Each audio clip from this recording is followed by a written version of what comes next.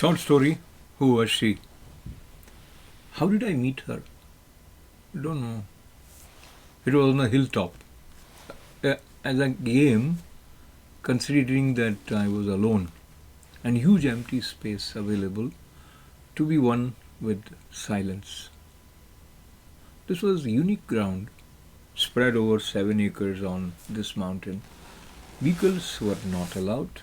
You had to walk for 3 miles. So sometimes the place was quieter than usual.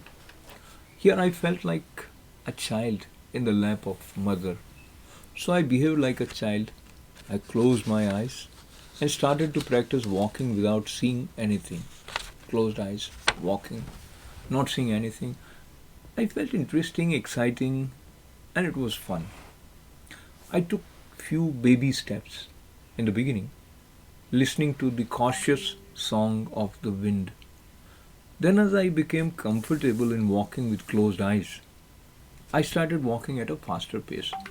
Sometimes so happy and elated that I wanted to sing along with the wind.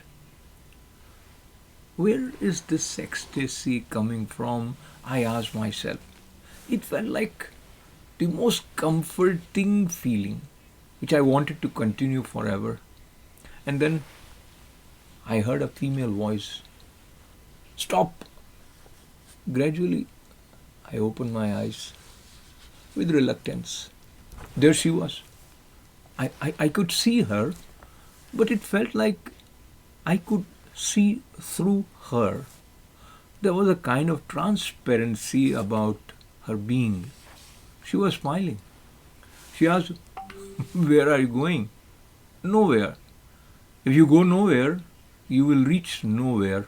She smiled, looked into my eyes, and said, don't you think it is better to go somewhere than nowhere? I smiled like a child and responded, I don't think, I don't feel. I was surprised by my answer, but I said that without thinking. The response to her question, don't you think it is better to go somewhere than nowhere? I had said, I don't think, I don't feel. She was not surprised. She chuckled. I know that.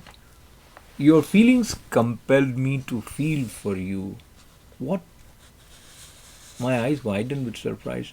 She continued, that's why I came to stop you. There must have been a puzzled look on my face. She responded by pointing her finger towards the cliff. Oh, which was just 4 feet away from me. If you were to walk further, you would stop feeling in this form. She was right. I would have fallen from the height of this great mountain. Now I realized she had saved my life. She could see that I understood what has just happened, and perhaps she could see my thoughts also, even before they took shape. Do me a favor, she said. In future, feel with open eyes. She continued, would want people who can feel without falling.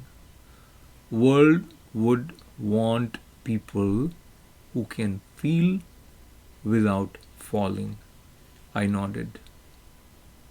And in the process, my eyes were closed with a sense of deep gratefulness.